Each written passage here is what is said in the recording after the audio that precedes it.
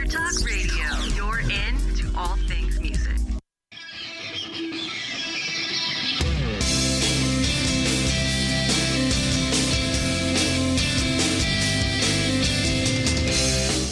This is going to get loud. The working musician's ultimate guide to striking a new path through today's music industry. With your host, Paul Nicholas.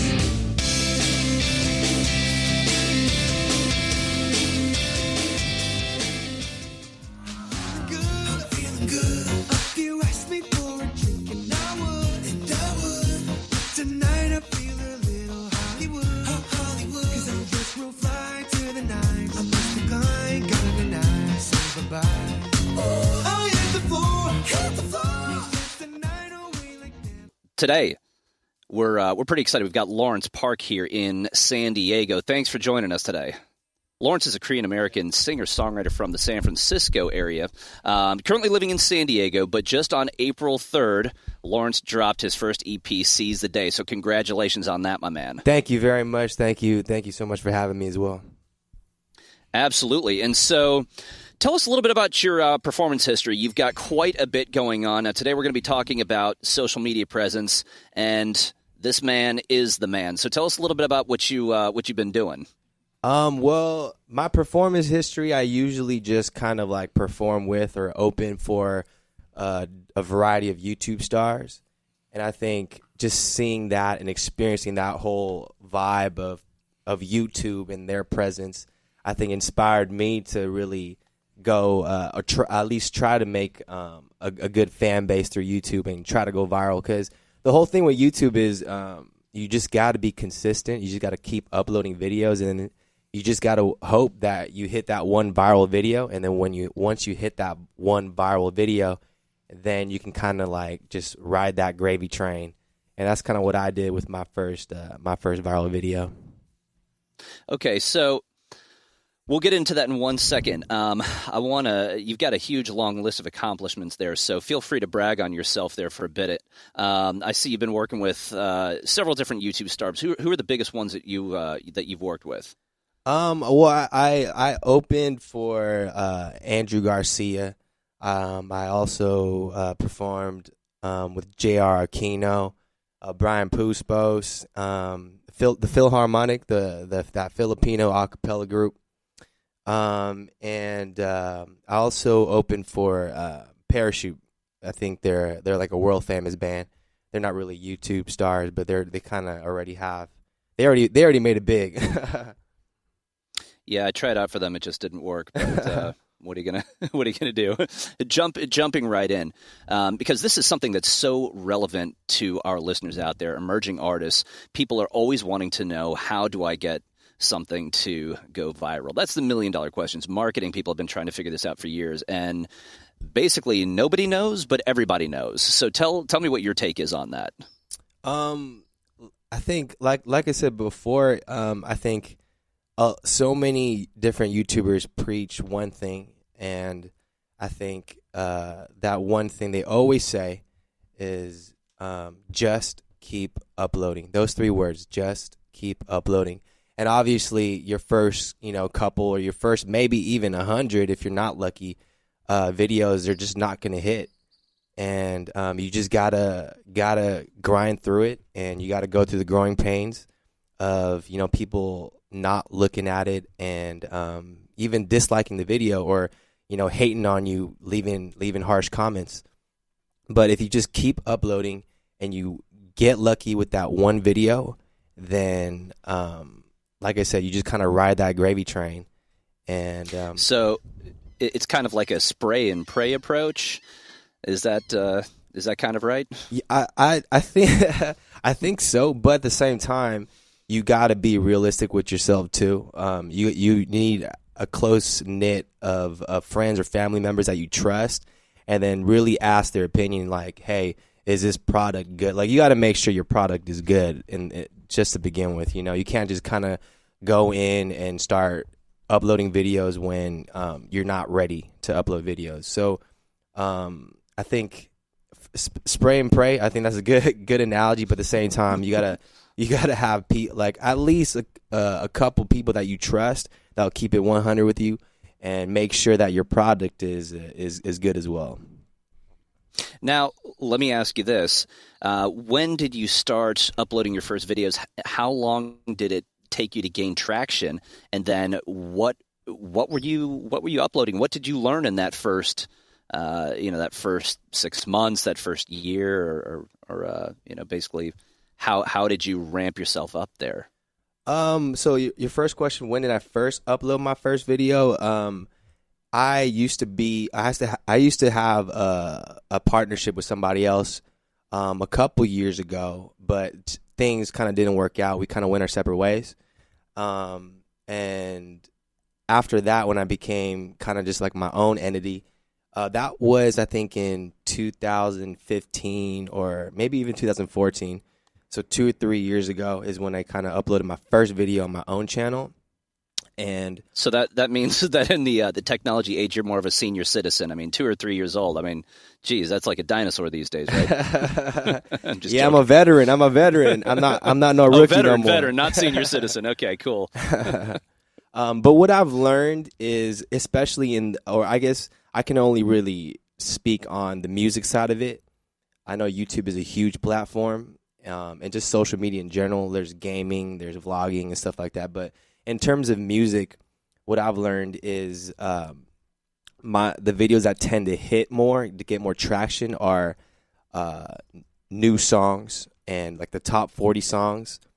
And it's really it's quite simple. It's when a song comes out, you want to be one of the first people to cover that song, because when random people type in that song on YouTube, your video is more likely to pop up if you're one of the first ones to upload the song.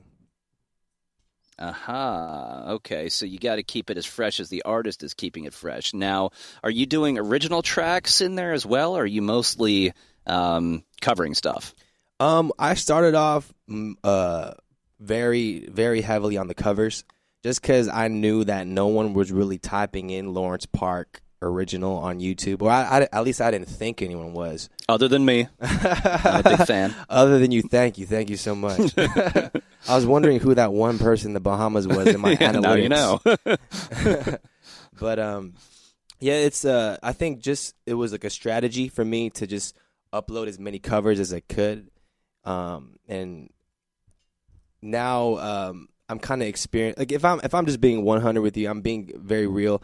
The past couple months, I guess the past year, I kind of hit like this wall of this insecurity of like, I didn't really want to be known as a cover artist. I wanted to be known as a singer-songwriter, Lawrence Park.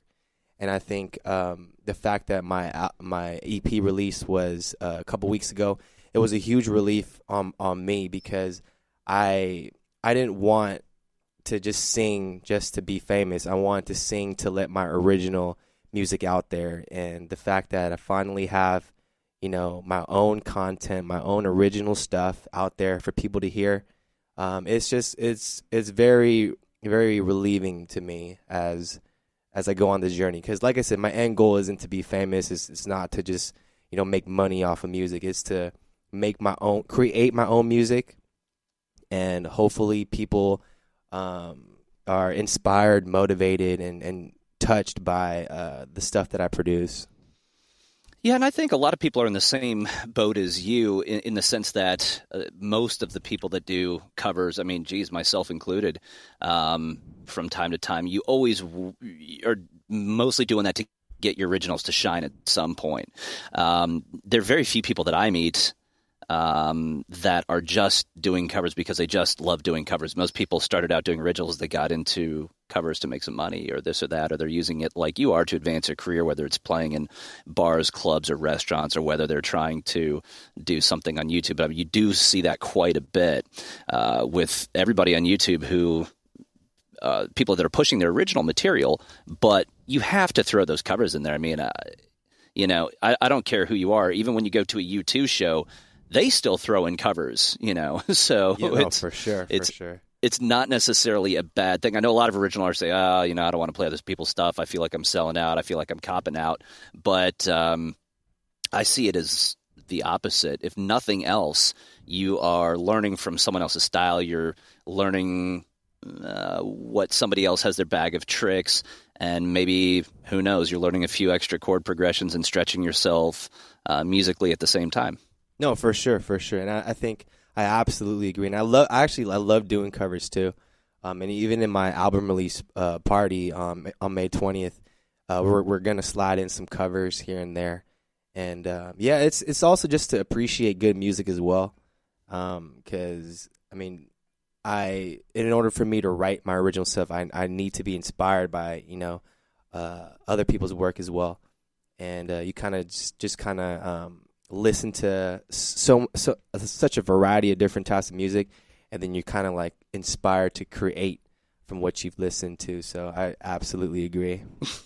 One of my favorite lyrics, I'm a huge U2 fan, everybody knows that, but one of my favorite lyrics talking about just that, being inspired from other people and borrowing from other people, is from that song The Fly off the Octung Baby record, where he says, every artist is a cannibal and every poet is a thief.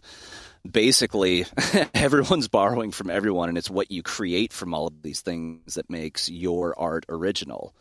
So, little food for thought there on the side note. But coming back to how you established yourself, and again, brag on yourself here. You've got, 29 million views on your videos combined. Is that correct? I believe so. I think the Social Blade numbers say I average about, I think for the past couple months, about 3 million views per month. You can double check in case I'm fabricating those numbers. Now, in terms of the YouTube glitterati, where does that put you? Does that put you at Mariah Carey level, or does that put you at Pauly Shore level? I have absolutely no clue. It's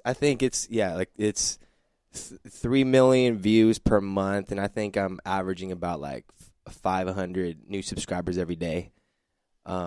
So it's, like I said, consistency is key, and just keep uploading and just ride that gravy train. And 29 million combined views and counting, and that's where we're at. And that's why I wanted you to brag on yourself, so the kids out there know that this man knows what he's talking about. Now, how many videos do you have total? I would need a computer in front of me, probably around like 100 something. I don't know, 100 something maybe. I have no clue. 100 total videos of yourself? Probably. I would have to double check. And so, how often are you uploading then?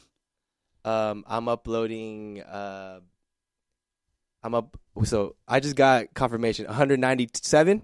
We're almost at 200. 3 more videos. Sorry, what was your question again? Hello? I think we're losing you. Hey, looks like we got a drop. That's one of the things that we have with remote. Sometimes the internet is a bit crazy. But hopefully the folks over at in Facebook land are also checking us out right now as we're going. It looks like we had some good attendance there, so that's pretty awesome. Yeah, this is going to get loud, and our host has. Sorry about that. Did I lose you there for a second? Hey, I jumped in. There you are. I jumped in, Paul. This is Florentino. So. Yeah, no. Sometimes what I'm kind of figuring is that what I'm saying is just so awesome that you guys can't even hear it. It's going at the speed of sound. Either that or my connection here on this remote island is not everything that it should be. So, all right, resume, guys. What I was asking is how, what's your upload frequency, and what do you recommend to the kids is optimal to try and get themselves exposure? That's a really good question, actually. So when you get a decent amount of viewership and following, or if someone sees potential in you, there's these YouTube networks that will contact you, and like the top ones are like Full Screen and Studio 71. I'm signed by Studio 71, and what they will say is they want you to upload. I guess it's different for every YouTuber, but for me, they approached me and they wanted me to upload at least once a week. and I've been doing that, and it's been pretty helpful. But I think the last year I was on this like super grind because I knew my album was gonna drop. So I started uploading like every other day, and that's kind of when I hit the 100,000 subscriber mark, and it's really for me. I think if you have the passion, if you have the energy, you need to upload as much as possible. And like I said, it's a numbers game. You just need that one video to hit, and then you'll get you like I said, you can ride that gravy train. So for me, I started off once a week, got signed. They asked for me to do once a week, and then when I knew my album was going to come out, I just started uploading every other day. And now, what was the one video that did it for you? What was the one that really popped and started that whole explosion? I believe it was the Jessie J flashlight video. I believe that was my first video that hit 1 million views. And when I did more videos, like I think it was because that when I uploaded that cover, the movie Pitch Perfect just dropped, and everybody and their mamas were were listening to that song. And so when I uploaded that song, that was my first 1 million viewed video. So that's roughly 999,000 more than I've had for my last video there, so I'm pretty jealous. I want to get a little bit more into kind of the nitty-gritty of what it is that you're doing and how our listeners can get themselves starting to play basically on the same field. So with that, we're going to go pay some bills real quickly here at Enter Talk Radio. It is a beautiful Tuesday. My name is Paul Nicholas. It's going to get loud on the next segment. We are talking to Lawrence Park, and we will be back shortly, so you guys stick around. We've got some great information coming in the next segment, so we're going to basically give you a roadmap to be a YouTube star the right way.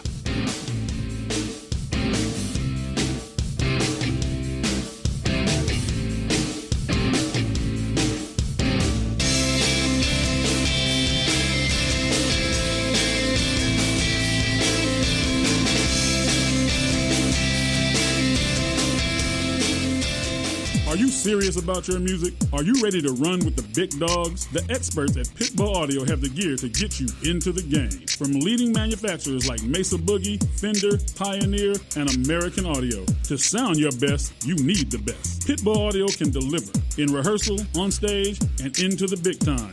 Dropping beats, shredding guitar, or making the crowd roar. Whatever you dream, Pitbull Audio can help make it happen. We are Pitbull Audio. We want you to play it loud. PitbullAudio.com. You know what's all around you every waking moment of your life? Marketing. You're choking on it. I'm Scott Robertson, and when it comes to strategic PR, branding, and marketing, I've seen it all. And actually, I'm still seeing it because bad marketing never sleeps.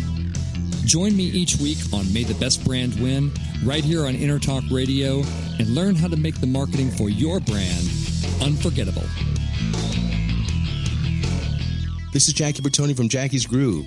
Come join me weekly on my journey through the music business as I take you behind the velvet rope, interviewing industry notables such as Al Di Meola, Michael McDonald, and Al Jarreau, to name but a few. Listen to their stories on being in the studios recording #1 hits and onto the stages throughout the globe. Allow me to be your music historian. You can hear me live every Monday at 2 p.m. and every Wednesday at 12 noon Pacific Standard Time or 24/7 on jackiesgroove.com. Ready to get your groove on? Hi, I'm Tim Dolbear, the host of Sound Experience on Intertalk Radio. Each week, I talk with top professional audio engineers, producers, musicians, and the manufacturers that make the tools that we use in the studio each and every day. From capturing the perfect take to mastering your final release, and the tools and how the pros use them, we are going to dive deep into their process and learn from their experience. I look forward to you joining us each week on Sound Experience with me, your host, Tim Dolbear.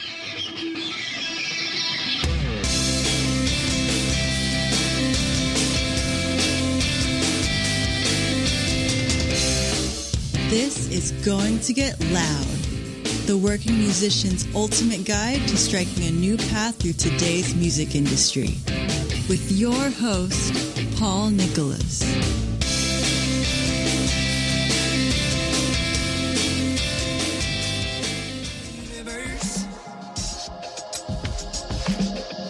Cause you're like a wanted curse, I can't reverse. I'm feeling more for you. So I need another hit from you.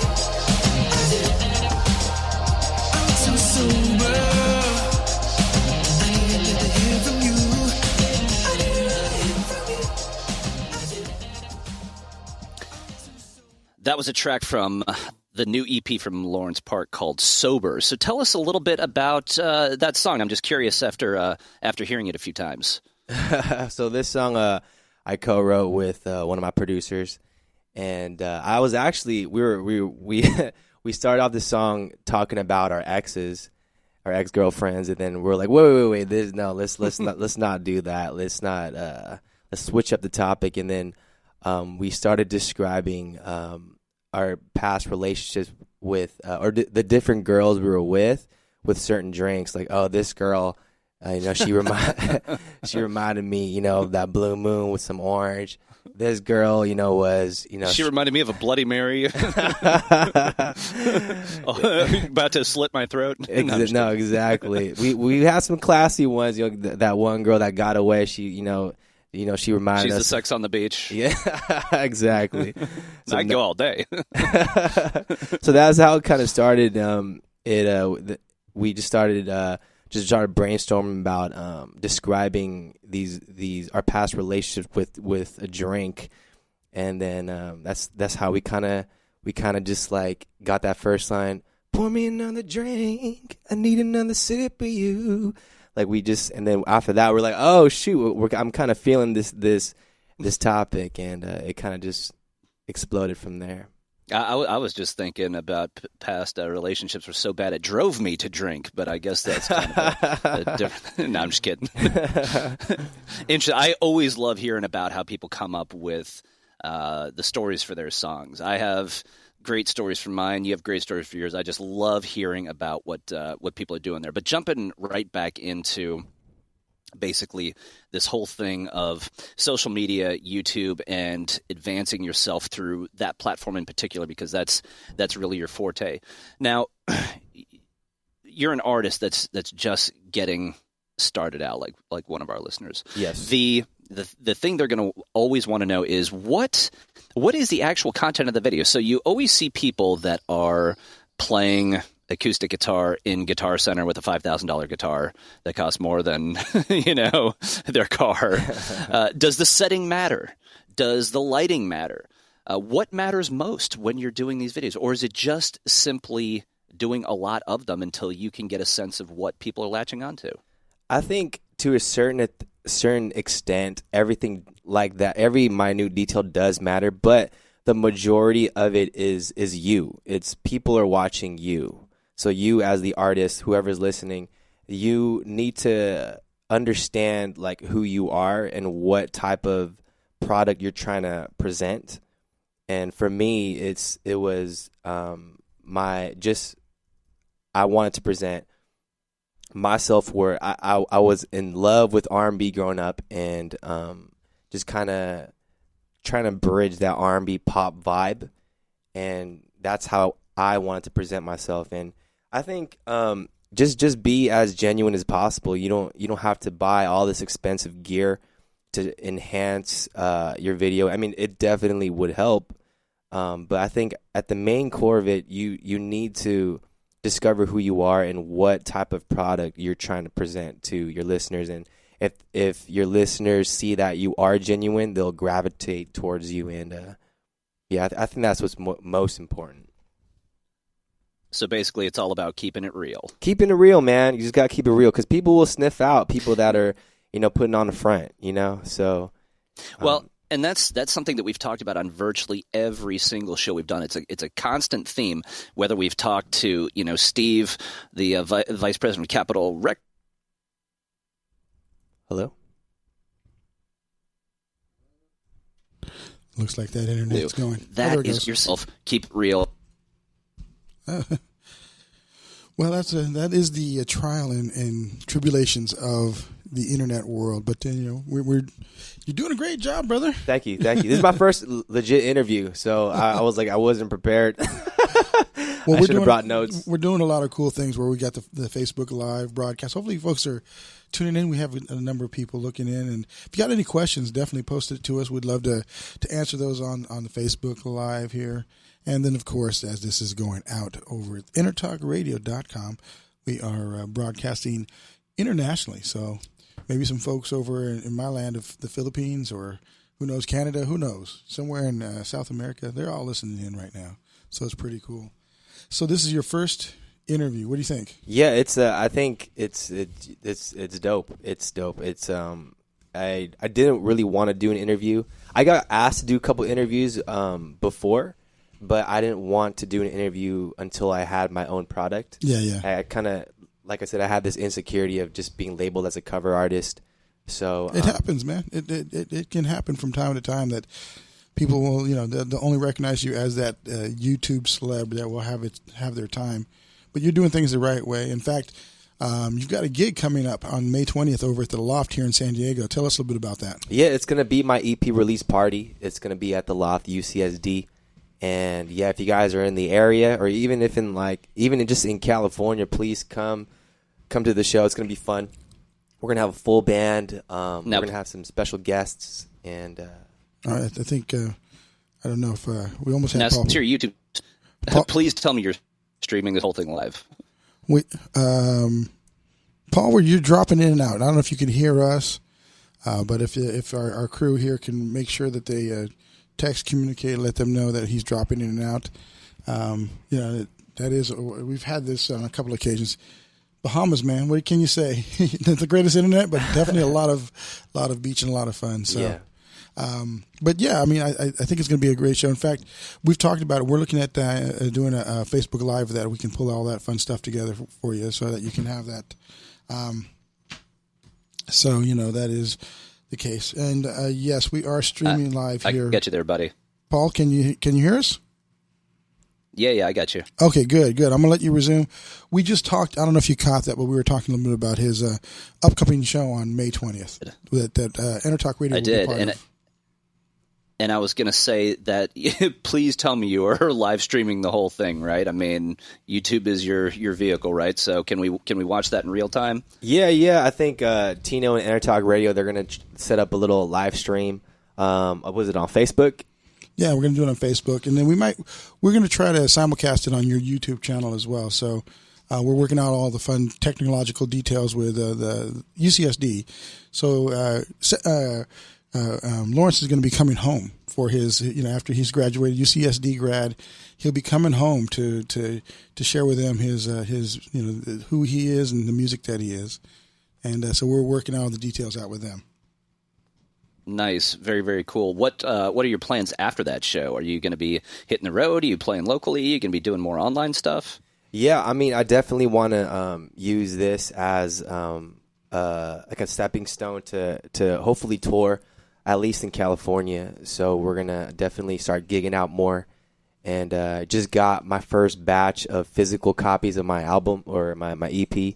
So we're definitely going to lug those around at every pit stop, and just share my original stuff. Awesome. The other thing I was going to ask you too is coming back to just the stuff that you were doing on YouTube there. What kind of monetization can artists expect from this? Is this something that can allow you to put yourself on tour, or is it something that is still in the works and provides some kind of supplemental income in addition to what you're doing with playing shows and all that kind of thing? That, my friend, is an excellent question. I get asked that a lot, actually. Sure. So from my understanding, I signed the contract a couple of years ago. So I don't remember the exact numbers, but another reason why original music is really important too is because you can keep 100% of the rights. Whereas in covers, if you try to monetize covers on YouTube, there is that initial 15% that goes to the original artist. So you're not making everything from that cover that you post. And in terms of right now, I am doing full-time music, and YouTube is part of my income. But as a full-time artist, I have to diversify my income at this point, just because most of my videos that are hitting are covers, so I'm not keeping 100% of that income. So I gotcha. Yeah, so it's definitely you need to average probably a good 6 figures per video to make YouTube a full-time job, and the majority of those should be original content, because covers, you will, like I said, you won't be keeping 100% of that income. Okay, so that's really the question that I know our listeners are going to want me to ask, which is, okay, so say you're doing an original song, you got 100,000 views on that. What's the return on that? I mean, what could you be looking at? In what range could you be looking at there? I think before the whole new Google algorithm, I think it was like a penny per view, but I believe that number has changed, and it's now they're saying that you have to watch the ad to get paid for that view, and then they're also saying stuff like or if it's like a really long ad, you have to watch at least 30 seconds of it, and I think you get paid more if they actually click on the ad. So it's even for me, I don't even know the whole logistics behind it, ever since like the whole merge with Google and the new algorithms they displayed. So I would actually have to talk to my network to get that exact breakdown. But now they kind of changed it where it's a lot harder for you to monetize on YouTube. Whereas before, I think it was just, you can there probably weren't even ads, and you could just kind of just get paid per view. And so let me ask you this: does it matter about your popularity? So if you're an artist that is Justin Bieber and you've got a bazillion hits, do you get more per view than, say, an unknown artist would, or is it the same? That's actually a good question too. So my network that signed me, they obviously get a percentage of each video that I upload, even if it's original content. So when you start off, if they see potential in you, they'll offer you a contract, and they'll probably say, hey, since you're, a little smaller than the usual YouTuber, we're going to take a little bit more of a percentage.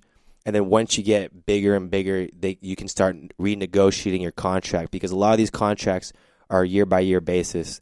And that actually helps you, because you can renegotiate as you get bigger, hopefully. Exactly. And that's the hope. Like, you shouldn't seek a long-term contract and like not have faith that you're going to grow every year.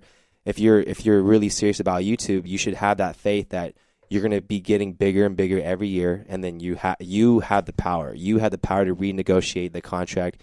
You have the power to renegotiate the percentage, because you have the faith that you're going to bring more subscribers and more viewers every single year. So it's actually good. I don't know if I agree with you on that, because I have dozens of viewers and I haven't been able to renegotiate anything. So I don't know how I feel about that. I mean, I don't seem to have any leverage.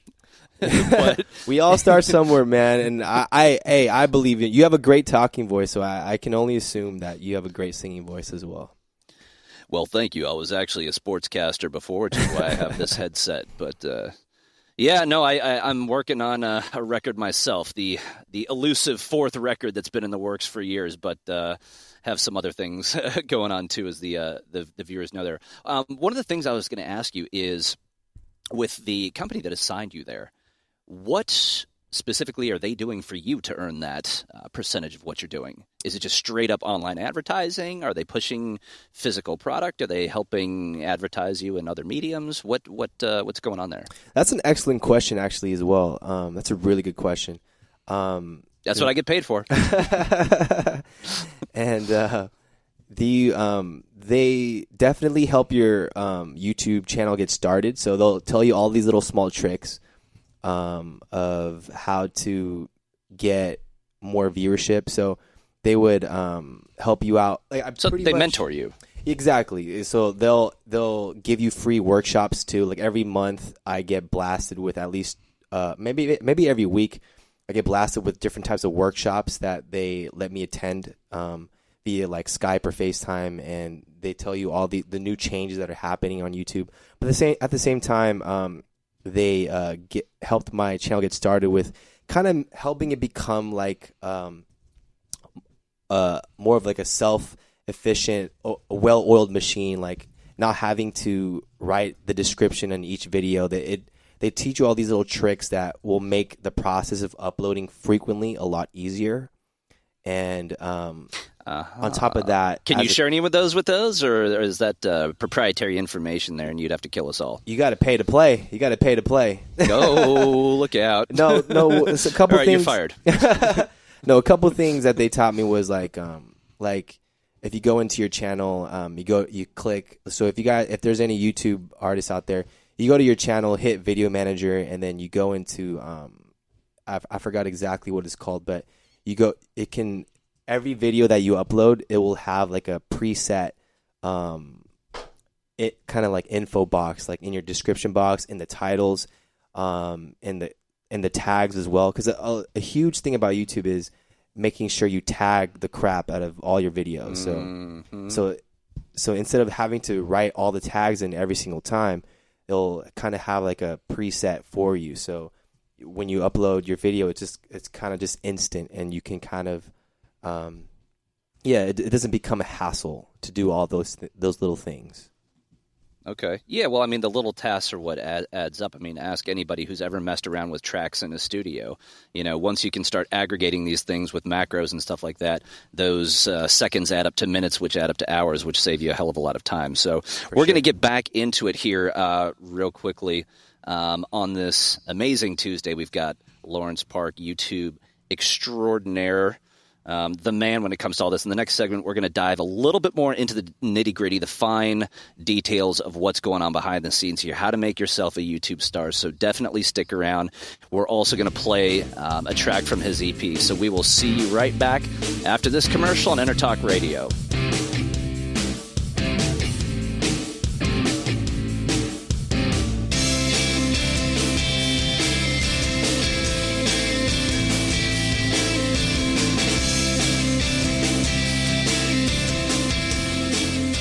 Hi, this is Tim Dolbear, host of Sound Experience here on Intertalk Radio. And Source Connect by Source Element is the essential tool that we use to link between my studio in Austin, Texas and the WS radio station in San Diego. Now with Source Connect, not only can we communicate in real time and with HD audio, but it's synced up and is of a high enough quality that I can use it for real-time ADR work, remote recording and overdubbing, and it even allows me to remotely control a DAW. Source Connect by Source Element. Affordable, high-quality audio and video connection over the internet for all of your production needs. You know what's all around you every waking moment of your life? Marketing. You're choking on it. I'm Scott Robertson, and when it comes to strategic PR, branding, and marketing, I've seen it all. And actually, I'm still seeing it because bad marketing never sleeps. Join me each week on May the Best Brand Win, right here on Intertalk Radio, and learn how to make the marketing for your brand unforgettable. Make this your vinyl night. I'm John JR Robinson, and every week, music creation comes alive through stories, experiences, and sounds when vinyl records filled our hearts and minds. My friends and I share our tips and techniques used in creation of iconic tracks for recording artists such as Michael Jackson, Eric Clapton, Quincy Jones, and Steve Winwood, to name a few. Vinyl has emerged hot, and the soul of vinyl defines art and passion which burns deepest at night. Tune in every Wednesday at 2 p.m. Pacific Standard Time on intertalkradio.com. Are you serious about your music? Are you ready to run with the big dogs? The experts at Pitbull Audio have the gear to get you into the game. From leading manufacturers like Mesa Boogie, Fender, Pioneer, and American Audio. To sound your best, you need the best. Pitbull Audio can deliver in rehearsal, on stage, and into the big time. Dropping beats, shredding guitar, or making the crowd roar. Whatever you dream, Pitbull Audio can help make it happen. We are Pitbull Audio. We want you to play it loud. PitbullAudio.com.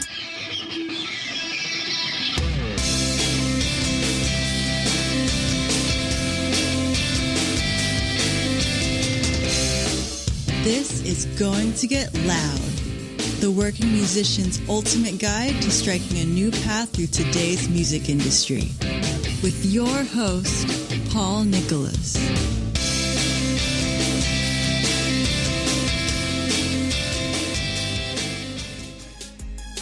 And trust me through the circumstance. The question is it gonna rain today?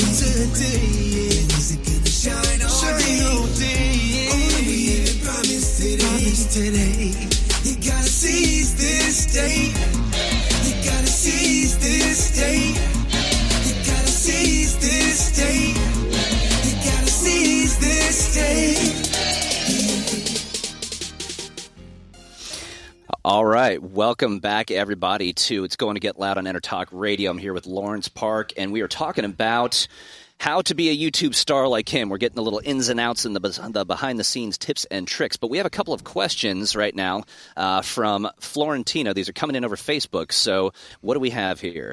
Hey, this is Florentino of Intertalk Radio, and I want to give a shout-out to Showslinger, though, actually, because Paul doesn't get a chance to promote a great app, and I turned Lawrence onto that today, so he's going to start using that, man. So you're going to have a big awesome. Big heavyweight dog using that here in the very near future as he gets out on tour with his band. But first off, looks like Tyson Lee said, "What's up, Lawrence?" What's up, Tyson? And same thing with Michelle Ping. She wanted to give you an aloha, so you got them all in Hawaiian. Everywhere. Aloha. But Brittany Nicole said she first seen Lawrence at the La Jolla Mall, and he caught her attention with his voice. When he was performing there, and she's been following you ever since, man. So such a talented singer, she said. Thank you so much. Thank you. Yeah, I miss performing there. I'm in the works of trying to get a show there again. So thank you for listening, and thank you for following. And then Tyrath Nee. Tyrath? Tyrath, Ty-RATH. N-I says, will you be touring Florida? So that's a good question. Yo, I hope so. We'll try to make it work. Well, we're going to be promoting anything that you're doing, brother, because we really believe in what you're doing. Thank you. I am going to pass it back to you, Mr. Paul Nicholas. Man, he's already got his first internet stalkers. I am jealous. Man, goodness, I got to start uploading some videos here, my man. Jeez, goodness gracious. Before the break, we were talking a little bit about the nitty-gritty of the kind of financials of what's going on with YouTube and all that kind of thing. With the artists that are constantly gigging, going out there, they're hitting the clubs, they're putting together records, they're in the studio doing what you're doing. How much time do you devote, say, on a percentage basis? How much of your time are you devoting to just working on YouTube and uploading videos, responding to people, all that kind of stuff? I want our listeners to get a sense of how much time you're devoting versus what they're devoting. That's a really good question as well. It's so when I was I got to ask for a raise if I'm asking all these good questions. Jeez. Yeah, hey man, you deserve a raise for sure. I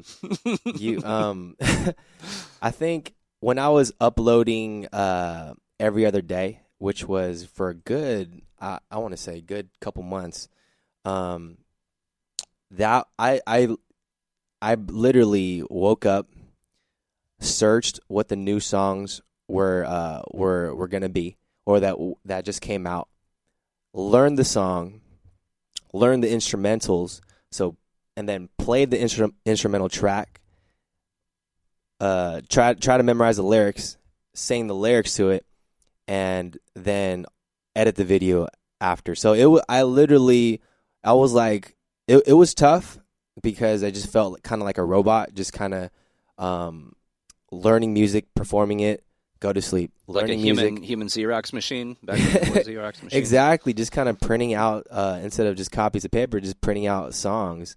And it was tough, but I believe that I needed to do that just to kind of let people know that I'm serious about this and I'm all in. There's no plan B, and yeah. I don't think that's such a bad thing, man. I mean, as a guy who's done multiple records, multiple tours, and played so many cover shows, I never want to hear about Jimmy Buffett ever again. I can honestly say though that if nothing else, it's a great writing exercise. You're forcing yourself out of your comfort zone to do something else.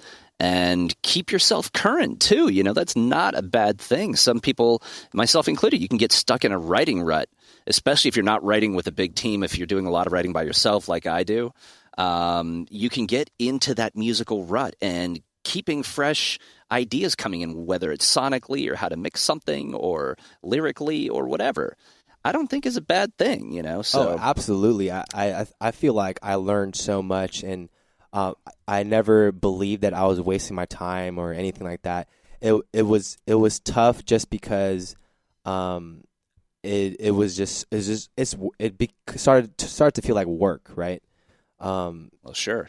But I mean, music is work. Yeah, let's not lie to the kids out for there. sure, but yeah. It's fun work. Yeah. Exactly. It's fun work. And I definitely grew so much, even vocally. I started doing runs that I was like, I usually, take a couple tries to do that run. And the vocal runs started coming in easier. The high notes started becoming easier. And when you're just grinding, just working on your craft, it's definitely like I'm sure you heard this from a lot of artists. I'm a firm believer of the 10,000 hour theory. You spend 10,000 hours in anything, in any craft, you'll become great at it. So I'm a firm believer in just grinding on music all day, every day. And yeah.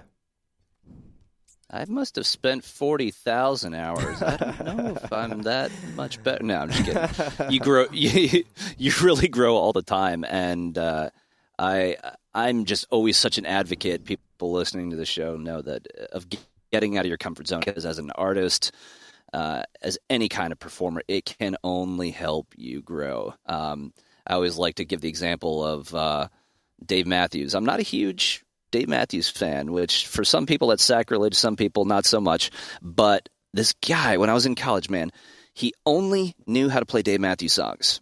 Guy in the next room over when I was at Georgia Tech. So I heard this guy play. I was like, hey, man, you want to jam on some guitar? And he's like, yeah, let's play this Dave Matthews song. I'm like, you know anything else? Because I don't know any of that stuff. That's all you know. But I ended up learning, and this is, when I'm 17, 18 years old, I ended up learning a bunch of that stuff. And this was long after he was done being famous or this or that. But the point is, I learned so much just from playing some cover songs from this one particular artist, and even though not my particular cup of tea, a very cool way to expand your horizons there. So, no doubt. You guys see me way back there? Tell me a little bit more about, again, like say you're devoting X number of hours to this per week. What do you think that an emerging artist, a guy who's just getting started out, getting their first record together, their first rehearsals, all that stuff, how much time should they be putting in a week on this? Or even on social media in general? I can't really put a number on that. I think definitely something like YouTube, you definitely want to post at least once a week. Even if you're not signed to a network, you want to get used to that grind. So you can get away with once a week, even if you have like a 9-to-5 job. Just make sure you get used to that schedule of at least once a week. And in terms of like Instagram and stuff like that, you want to post daily on smaller social media platforms like that. And so basically, I mean, I assume you're on every social media platform under the sun. At some point, are you going to hire an assistant to handle all this while you're touring and hanging out with the internet stalkers, or what? Yeah, I can't even read all the DMs on my stuff because there's just so many, and I think some of them are a little too crazy. So I guess I kind of just choose to ignore them. Okay, now you got to share some of the crazy stuff because that's the fun stuff we want to hear about. There's some stuff that I can't even like show on TV or live streaming, or you guys will be canceled. Okay, give us one of the relatively clean ones. It's not like, hey, you're so hot, blah blah blah blah blah. I love your body, but is there any of this turn around, I'm right behind you craziness kind of thing, or no? I'll haunt your dreams kind of craziness. Thankfully not. But it's kind of cool, or I guess it's just very interesting where you would assume that most of my fans, or at least I shouldn't even say this, but I would assume that most of my fans would be girls, but it's 50-50. There's a bunch of fanboys out there too, so appreciate y'all. Okay, fair enough. Tell us a little bit more what you're doing with your career here and how you're getting to the next level. This show's all about artists getting to the next level, moving their careers forward. You're starting in a little bit of a different capacity than most people because most people are taking a more, I would say, quote unquote, traditional route. Putting together a band, putting together a record, grinding it out in the clubs, scraping together enough money to go on tour, etc. You're doing a little bit differently. So how are you going to take it to the next level? I know that you're talking about doing some shows locally and hopefully getting on tour and that kind of thing. Where do you see things going in the next year or two? In the next year or two, yeah, I definitely see myself touring and definitely writing a lot more as well. I know a lot of the people I look up to, they write constantly, even when they're on tour, and so I definitely see myself touring. I mean, I'd be a fool if I were to abandon YouTube. So I definitely, even though YouTube will probably take a back seat if I do tour, I do still definitely want to at least post once a week on YouTube and make sure that I'm still growing on that platform as well. But yeah, I actually forget, great way to get some more money on that tour. I got a quick plug for Shillslinger, man. Start a fan funding campaign, brother. You raise yourself a bunch of cash right there, and give your fans some exclusive opportunities to hang with you. You already know you got super fans there, so just throwing that out there. No, for sure. I'm definitely gonna talk to Tino and help me get that set up. It sounds like a really cool app. Indeed.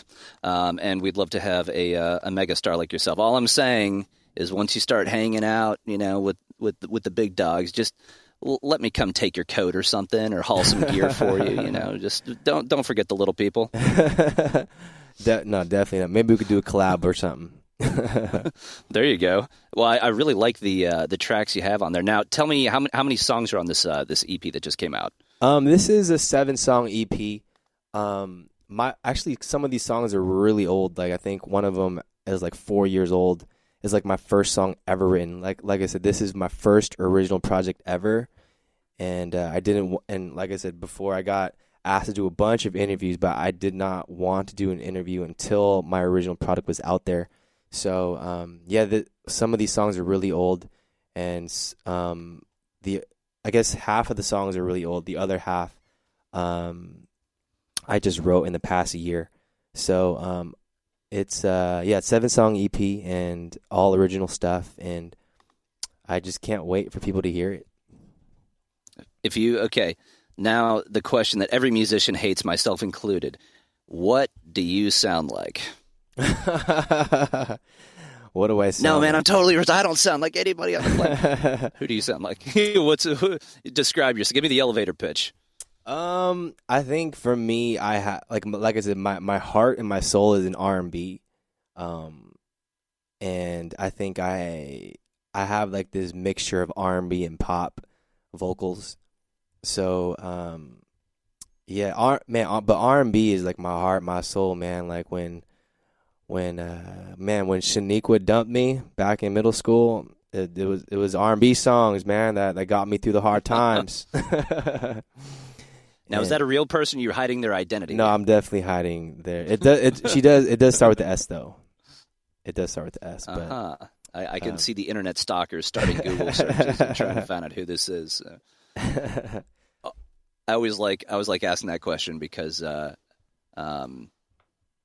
it's so entertaining to me to hear what people come up with, myself included. And then you ask people what genre then. So what genre would you classify yourself? Would you just say R&B, pop, or would you say more of a funk soul kind of thing?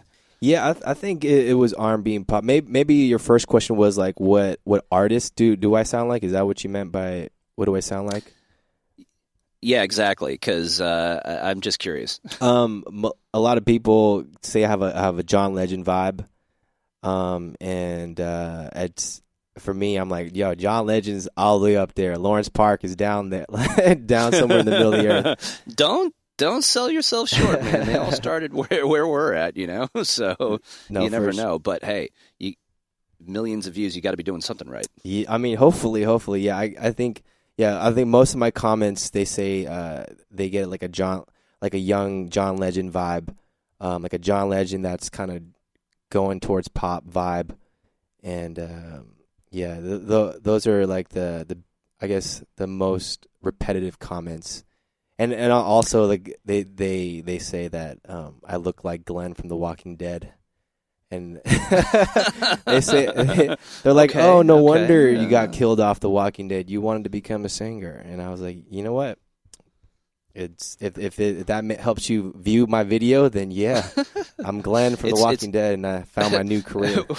When you're on tour next year, you'll be coming into the Show Slinger office to do this interview. We'll be catching up with you, and our office is literally like 10 minutes from where they actually film The Walking Dead in Georgia, which is just south of Atlanta, off of I-75 to the southwest. So maybe we'll bring the actual Glenn actor in and see if you guys can fight each other, see who looks more like Glenn. Just that's so, just a thought. No, that you better make that happen. Actually, the Glenn, his name is Steven. He actually started as a singer. He wanted to be a singer, and then he became an actor. No after that. Kidding. So he actually was it kind of like voice. like a K-pop thing, or like a? No, I think he had. Or was it like a grunge thing? He had like an acoustic, a folky vibe. So he actually has a really good voice. No kidding. You always find that so many actors are talented musicians, so many musicians are talented actors. There's got to be something to it. Lawrence Park, thank you so much for being with us. The YouTube star himself. We're so happy to have him. More on my blog, but this is Paul signing off from Entertalk Radio. Have a great Tuesday.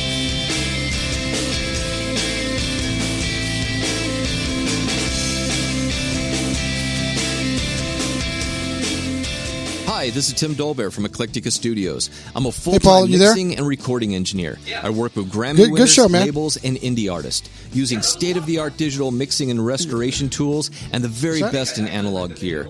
Really, though, it's my ability to bring tracks We're going to have to life and get off fulfill here, but your vision let's talk a for little bit your about music. what This is maybe being Lawrence sought can, after by producers maybe you guys, and we artists can work out something where he could be so a, spend your time you know, working on music spokesperson and not for you chasing guys. a mix down a rabbit hole.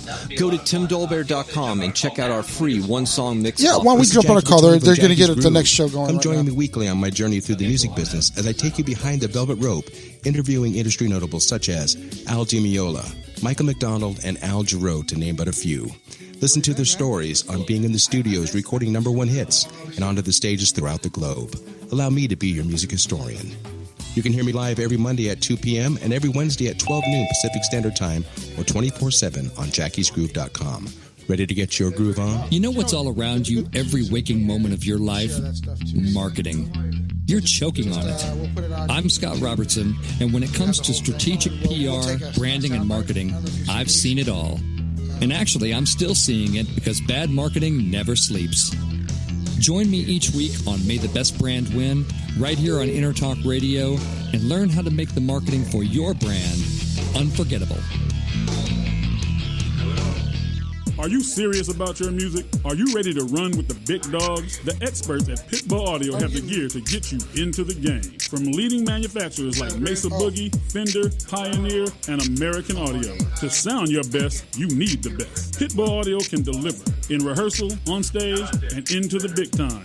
Dropping beats, shredding guitar, or making the crowd roar. Whatever you dream, Pitbull Audio can help make it happen. We are Pitbull Audio. We want you to play it loud. PitbullAudio.com.